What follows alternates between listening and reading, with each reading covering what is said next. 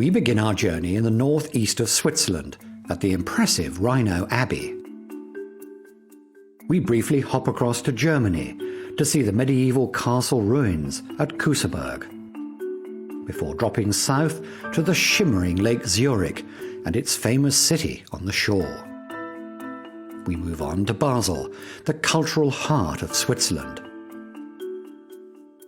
And then southward we find the administrative capital Bern, whose medieval old town is a UNESCO World Heritage Site.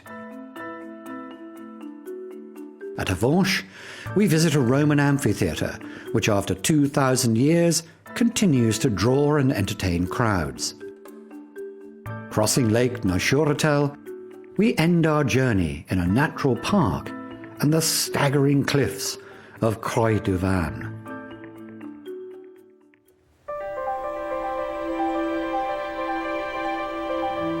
Right on the Swiss border with Germany lies a masterpiece of Baroque architecture, Rhino Abbey. No doubt, the Benedictine monks would have chosen this site on the River Rhine as much for its beauty as the protection it offered from attack. The first construction on the site is believed to go back to 778. Centuries later, it came to be known for its famous library, with over 12,000 volumes, including ancient and priceless manuscripts. The Benedictine Abbey was dissolved in the 1860s. All of its precious books were handed over to the main library in Zurich. From a place of spiritual healing, it was transformed to focus on physical health. It became a hospital, and much later, a psychiatric clinic. But medical staff and patients all moved out in 2000, and the building now stands empty. Just north, over the border in Germany, we find a haunting echo of times gone by. The ruined castle at Kuseberg commands a ghostly watch over its surroundings. Hilltop castles became fashionable some 900 years ago, when nobles began using them as grand residences. In 1634, during the 30 Years' War, the Swedish army was closing in. Castle troops decided not to let it fall into enemy hands, so they burned it down themselves. After the war, there were no funds for its reconstruction, and a landslide soon after sealed its fate. In the following years, local farmers plundered its stone, leaving it as we see today. Back in Switzerland, dark rain clouds gather over the little town of Wallen, sending many of its 15,000 residents in search of their umbrellas. Eastwards, under clearer skies, we discover the spectacular Lake Zurich. It was an important route for transport and commerce in the past, but it's now a magnet for pleasure seekers and the super rich, who settle on its northeastern bank, where tax is low and property prices high. Hardly surprising when just further along is one of the world's banking capitals, Zurich. Also, Switzerland's largest city, with a population of 400,000. But while it's synonymous with high finance, its fascinating and varied history is sometimes easily overlooked. Its first big turning point was in the year 1218, when the Holy Roman Emperor declared it an imperial free city, giving it a kind of sovereignty. The residents showed their pride and independence by destroying the imperial palace. Later, in the 1500s, Zurich was a flashpoint in a tremendous confrontation sweeping Europe, the Reformation. In the 20th century, the city managed to survive pretty much intact, thanks to Swiss neutrality in both world wars. However, this didn't stop Allied planes bombing in March 1945. A court later ruled the aerial assault was in fact accidental due to equipment failure and poor weather.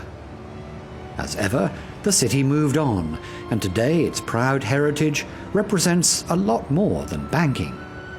Visitors can take in some 50 museums and more than 100 art galleries, and a pulsating nightlife with no official closing time.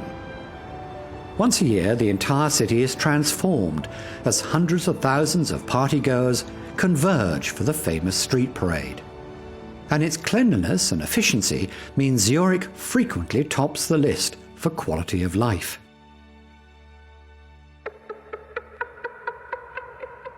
On most visitors' itineraries is a boat tour on the lake. It's about 2 hours from one end to the other. But if breathtaking alpine views aren't your thing, there are on board activities catering for every taste. Like a fondue boat, serving pots of melted cheese, or one that lays on music and dance. There are even murder mystery trips, adding a little excitement to the tour. Zurich receives around 1 million visitors each year. Many of them are whisked in by rail to the Hauptbahnhof, or main station. The grand sandstone building sits on Bahnhofstrasse, literally translating as Station Street. It's been named the most expensive road for retail property in the world. The sheer size of the station isn't surprising, given Zurich's central position on the continent. Travelers pour in to visit the nearby Alps, with many en route to locations further east or west on high-speed services.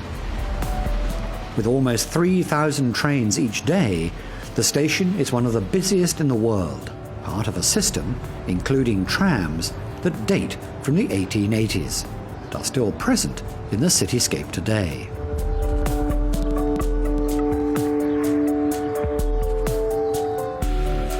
Just outside Zurich is Limmattal Marshalling Yard, one of the biggest of its kind in Europe. It's a state-of-the-art, fully automated facility. With the sheer number of trains in Switzerland, it's not surprising their depots are immense. Here, 18 tracks fan out to 64 separate yards where trains can be assembled, maintained, or loaded.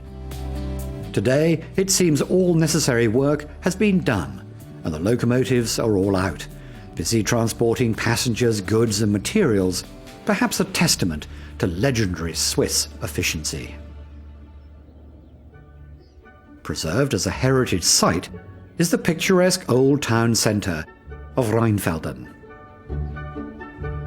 Speculators discovered rich salt deposits here in the mid-19th century, which transformed the sleepy habitation into a world-famous spa resort. Rheinfelden sits across the river from a German town with the same name. They were both one and the same before Napoleon set the border in 1802. Today, people are able to move freely back and forth in car or by foot. With the 150-metre island of Insili bearing witness to their passage. Germans coming across are usually sure to try famous Swiss beer. The Feldschlösschen Brewery is the country's biggest. It's been the nation's best-selling brew since 1898, which is why Carlsberg paid almost $500 million to acquire it in 2000. Going eastwards, the border peels away from the River Rhine, allowing the Swiss city of Basel to straddle not only Germany, but also France. This place is often seen as the cultural capital of Switzerland. It was here in 1460 that its famous university attracted great minds from all over Europe. City residents also lay claim to the oldest public art collection in the world, dating back to 1662, when the council and university bought up a rich family's art trove. After the Reformation, Basel's silk weaving and dyeing industries took off and formed the basis for the chemical and pharmaceutical companies that bring business here today. A population of around 190,000 people, makes it Switzerland's third largest city, with the larger conurbation holding almost 1 million Swiss, German and French residents.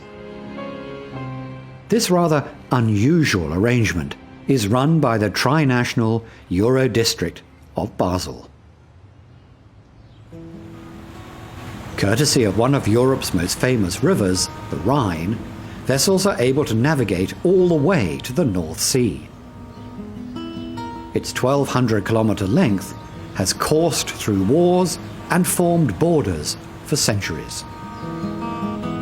From its alpine source, Basel is the first major city it reaches, and where the water shifts north from its westward course.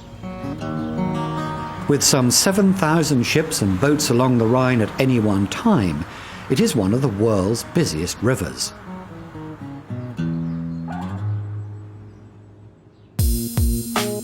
Moving from water to air, the Euro airport Basel-Mulhouse-Freiburg is actually based on French soil, but jointly managed by Switzerland.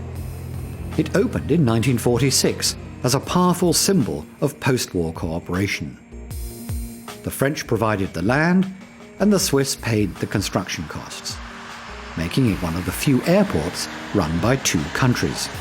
Business suffered after 2001, when the national carrier, Swissair, was liquidated, but later recovered with the arrival of low-cost airlines. Today, more than 5 million passengers each year pass through its terminal. Basel isn't a hub for air and river transport alone. Passing through are two motorways forming great arteries of Central Europe. The E25 heads south from Holland through Belgium, France and Switzerland, ending up in Sicily via a few ferry rides. The E35 comes down through Germany and Switzerland, then passes through northern Italy into Rome. An integrated transport network was a founding principle of the European Union, to stimulate the market and allow the free movement of its citizens. This rippling, lush countryside is part of Basel Landschaft, one of Switzerland's 26 states, known as cantons. By the year 1900, the region was undergoing industrialization, with the production of textiles, metals, and chemicals. But even today, dairy farming, cattle breeding, and fruit growing still bear a reminder of the region's roots in the soil. Continuing south into the canton of Solothurn, we find Neu-Falkenstein Castle, one of more than 25 fortresses named Falkenstein in the German-speaking world. Though this one has new in its name, it's thought to be older than the nearby Old Falkenstein Castle. Historians say a noble family built it in the early 12th century to shore up control over an important road. In 1356, the castle was toppled by a heavy earthquake, but locals managed to put it back together. Until 400 years later, that is, when angry peasants set it on fire, ruining it for good. What is now left, nonetheless, remains one of Switzerland's most cherished sites. It's open to the public and available to hire for special events.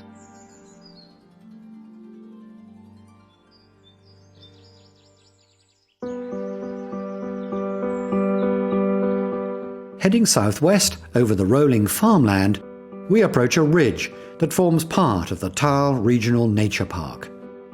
It's home to the lynx wild cat, and lucky birdwatchers might even spot a golden eagle swooping through the skies. Fortress ruins portray the once strategic importance of this valley as a thoroughfare. But marauders have been replaced by hikers and cyclists keen to enjoy the many routes through the park. We reach the Aare River, which interestingly starts and ends within landlocked Switzerland. The covered wooden bridge we see today was built in the mid-1500s, though 2 other bridges are said to have preceded it. Around the crossing grew the small town of Wangen an der Aare, access to which was levied by a toll on users of both the road and the river.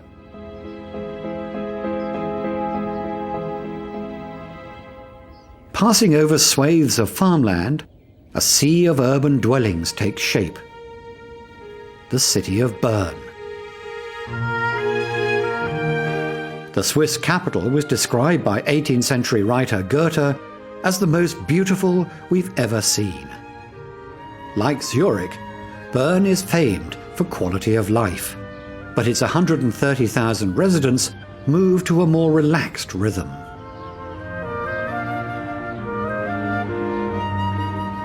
And its charming old town is a UNESCO World Heritage Site, with medieval sandstone buildings and 6 kilometers of covered walkways.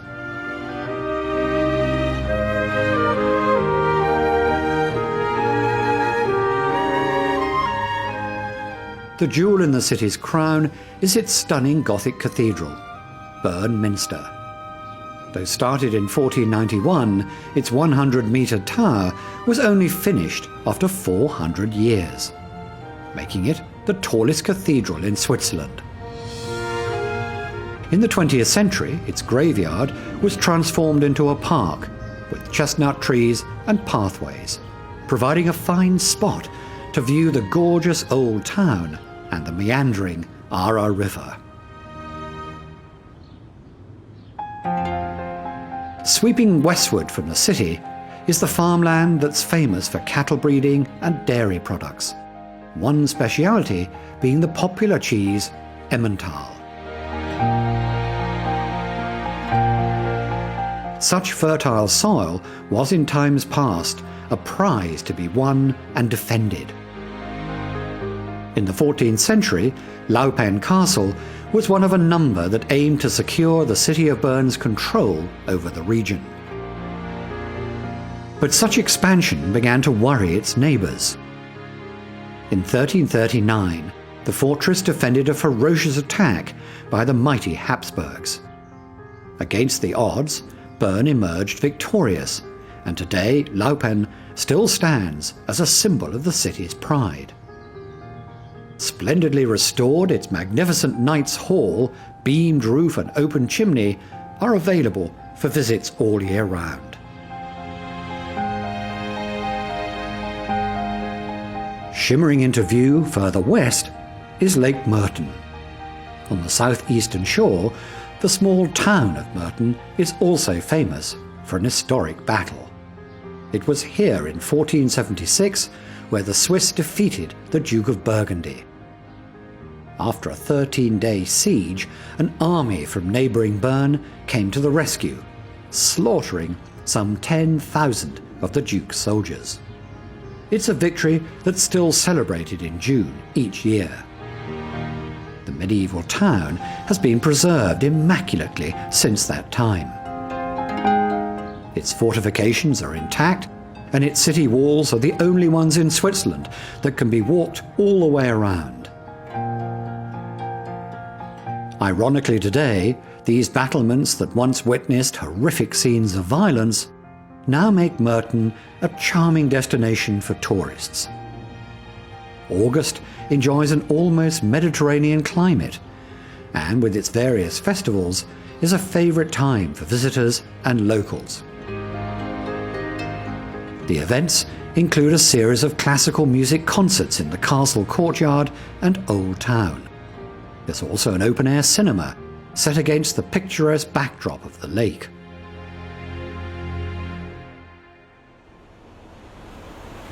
The many ferries and excursions offer a cooling break from the summer heat.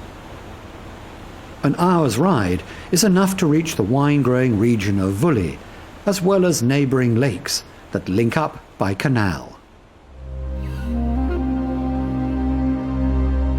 Just south is Avenches, with its famous amphitheatre. 2,000 years ago, it was the site of Aventicum, the capital of Roman Switzerland. This is the country's best preserved amphitheatre. Built around 130 AD, it was then extended some 35 years later under the reign of Lucius Verus and Marcus Aurelius. Every year, the amphitheatre packs out for an opera festival and an open-air rock extravaganza. These are only some of the events that continue to bring this ancient space to life. Just west of Lake Merton is its big sister, Neuchâtel. Covering 218 square kilometres, this is Switzerland's largest body of water. Its marshy south is a haven for birds, while on its north shore, vineyards thrive in abundance. Here in the French-speaking region is where we find the medieval town of Neuchâtel. It prospered in the 1700s as a centre for banking, lace production and watchmaking. A famous local dish is fondue neuchâteloise, which involves dipping cubes of bread into melted cheese. Fortunately, the lakeside promenade provides the perfect place to walk off such a hearty meal. And towering over the houses is the castle that gives the town its name. The original structure was built around 1,000 years ago by the King of Burgundy as a present for his wife. Since then, it's passed through the Habsburgs, the French, the Prussians, until finally settling with the Swiss in 1848. Next door is the collegiate church that's almost as old. Today it provides a magnificent setting for the classical music concerts that are regularly held here. Further along the lake, we discover a sumptuous surprise nestled in the woods. Gorgier Castle. Most of what we see today was built in 1620. Along with the impressive outbuildings, it's recently undergone extensive renovation. In 2014, the castle was put up for sale, with specs that are simply breathtaking. The 4-hectare grounds boast a working drawbridge, Gothic chapel, and helipad. The main castle has 23 rooms, as well as a fully refurbished dungeon. The guide price? A snip at $28 million, for one of the region's finest heritage sites. The sweeping green vista of Boudry Forest is just one side to Switzerland's rich landscape. In this country, with elevations ranging from 195 metres to over 4,500 above sea level, flora and fauna change remarkably from region to region. From fish that teem in rivers and lakes, to land creatures such as otter and boar. All in all, some 40,000 animal species are native. And finally, we arrive at the last stop on our route. Here the forest gives way to the most impressive natural wonder of western Switzerland, Croix du Van. Soaring over the valley below, these giant horseshoe cliffs were formed during the last ice age. The tremendous force of shifting glaciers carved and sliced through the ancient Jurassic rock. What they exposed were layers of limestone formed 200 million years ago, when this entire area was one vast tropical ocean. Today, Croix du Van is a prized stop for hikers, as well as a place of power for mystics who believe these dizzying cliffs are positively bursting with cosmic healing energy. But whatever you're leaning, there's no denying it's a magical sight and a perfect place to end this journey.